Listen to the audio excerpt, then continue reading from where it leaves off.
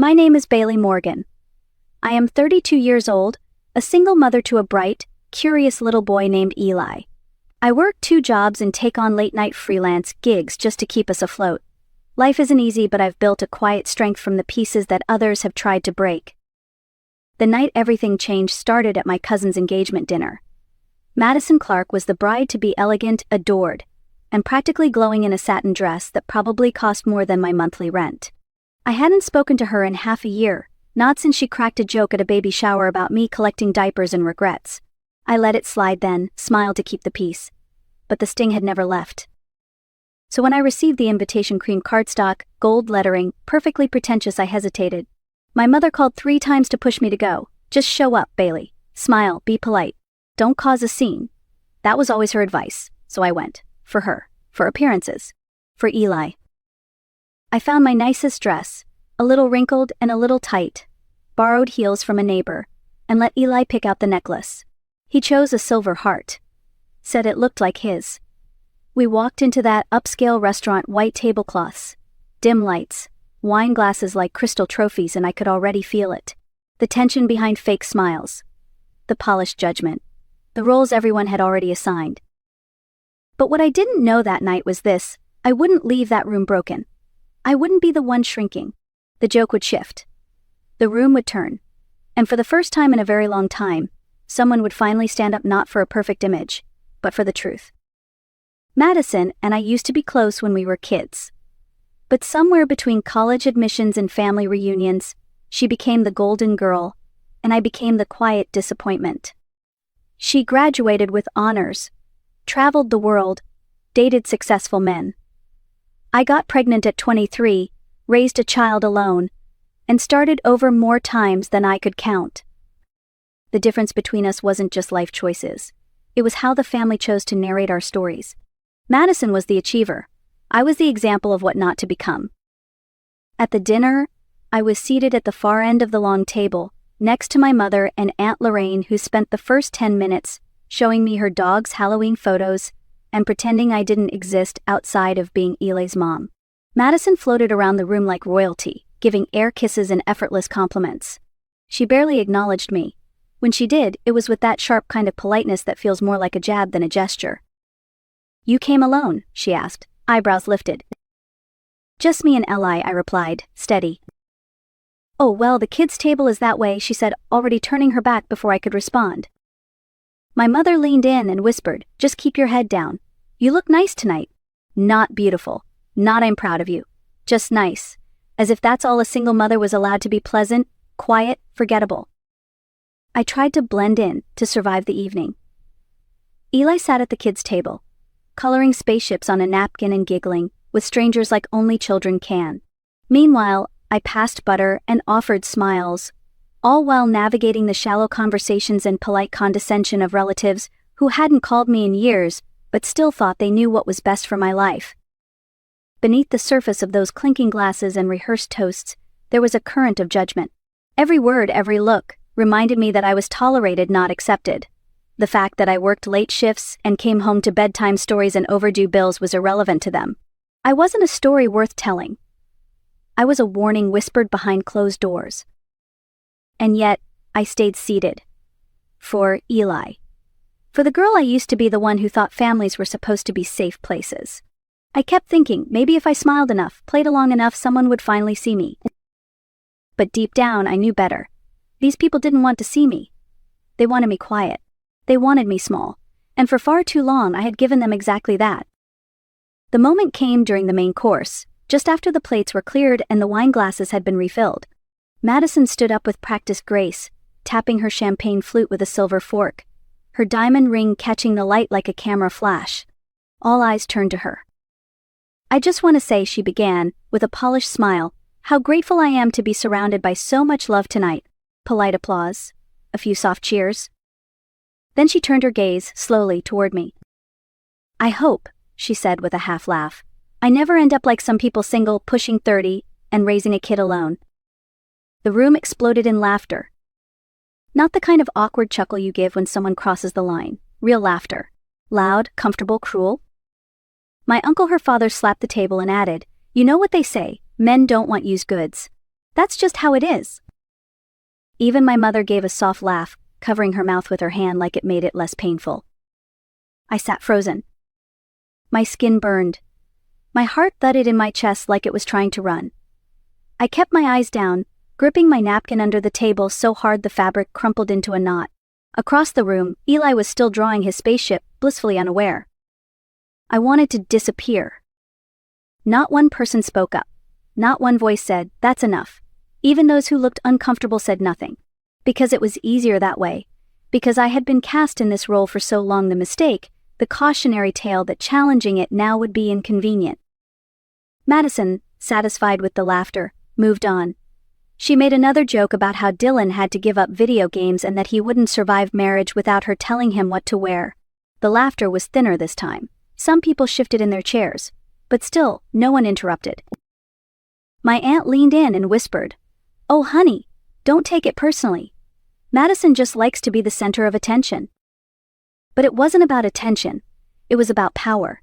It was about reminding everyone that I didn't belong. I felt like a ghost sitting in that chair, seen but not human. My value had been reduced to a punchline. My entire life condensed into a single dismissive laugh line. And for a moment, I thought about standing up, saying something sharp, leaving in a blaze of righteous fury. But I didn't. Not yet. I looked around the table and saw the faces of people who had claimed to love me.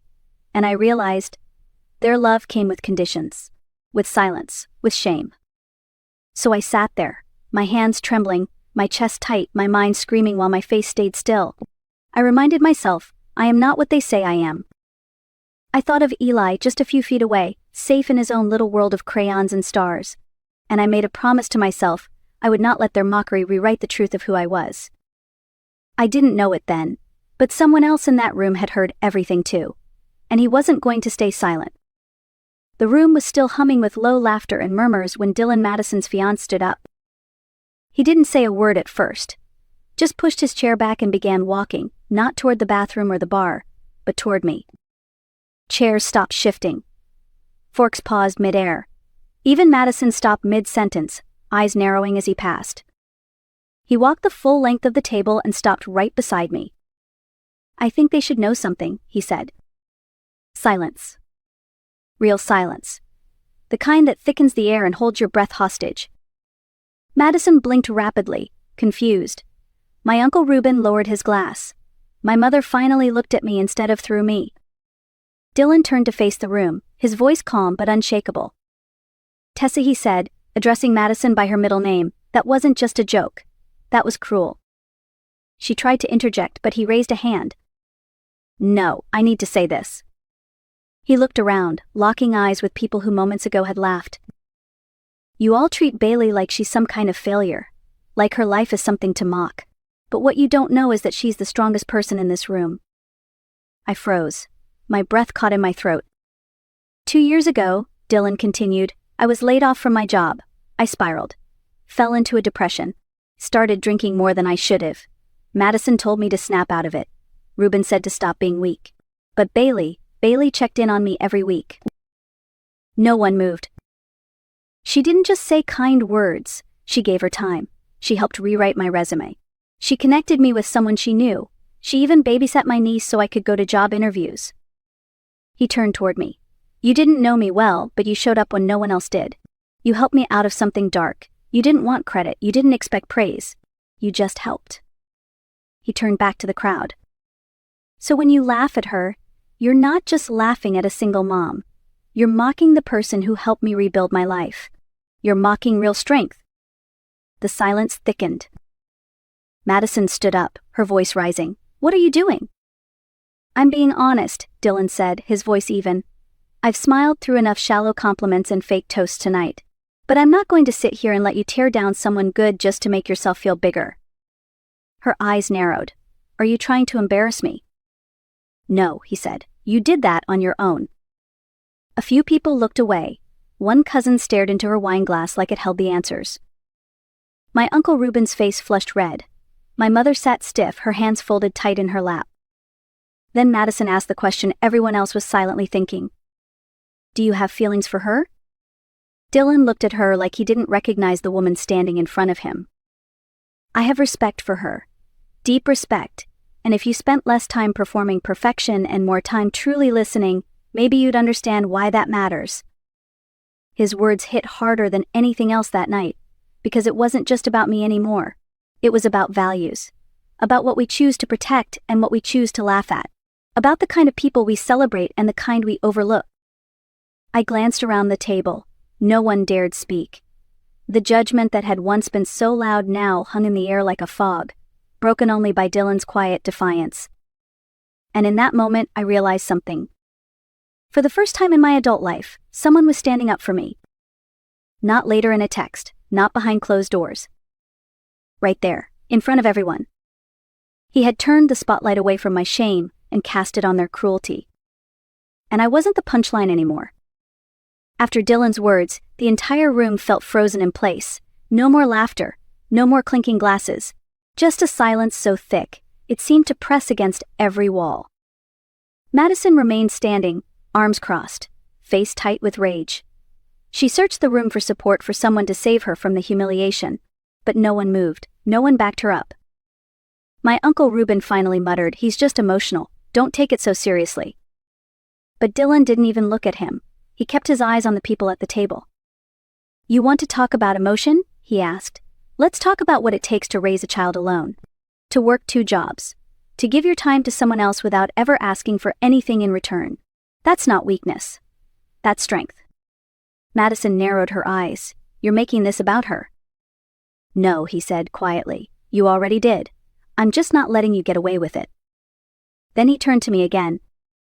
"You didn't deserve that," he said softly. "Any of it." My throat tightened. I wanted to say something, thank you, maybe, but nothing came out. So I nodded. That was all I could manage. And it was enough. My mother looked at me then. Really looked. For the first time, there was something in her eyes that resembled regret. Maybe she finally saw what her silence had cost. I didn't expect an apology. Not from her. Not from Madison. Not from anyone. But I felt something shift, like the first breath after being held underwater too long. Dylan didn't touch me. Didn't try to rescue me. He just stood there, close enough to say, without words, "You are not alone." And in that stillness, in that tension that had finally cracked, I saw something deeper than revenge. I saw recognition.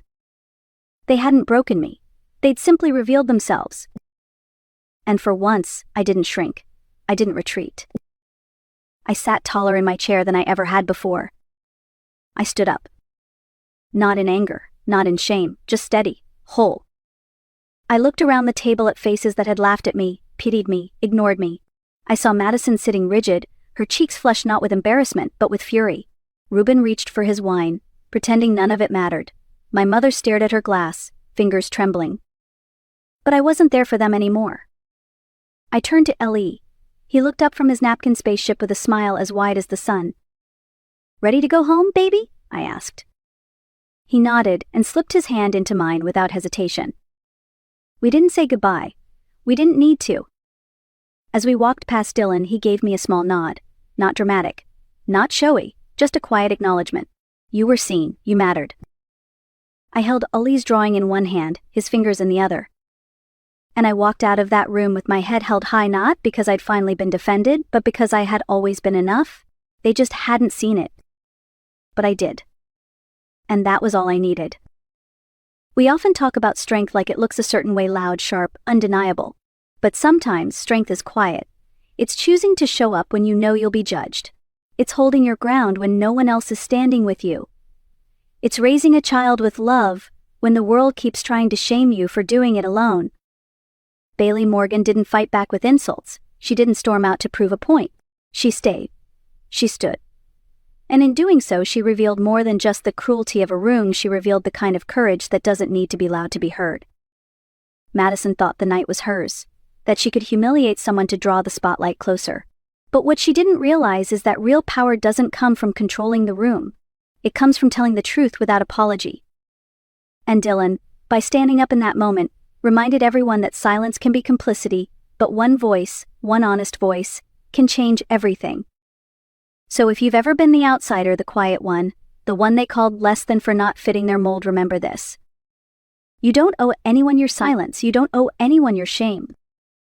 Sometimes the most powerful thing you can do is simply not shrink. If this story moved you, take a moment to share it. Leave a comment below if you've ever chosen dignity over drama. And don't forget to like and subscribe for more stories that remind us you don't need permission to take up space. You already belong. As Bailey stepped out into the night with her son's hand in hers, the air didn't feel colder, it felt lighter, like something had finally lifted. No applause, no grand finale, just truth and the quiet power of being seen. She didn't leave in defeat, she left in full. And maybe, just maybe, someone in that room will think twice the next time they mistake silence for weakness. Because sometimes the most unforgettable revenge is living your truth without fear. If you felt that, like, share, comment, and remember your story matters too.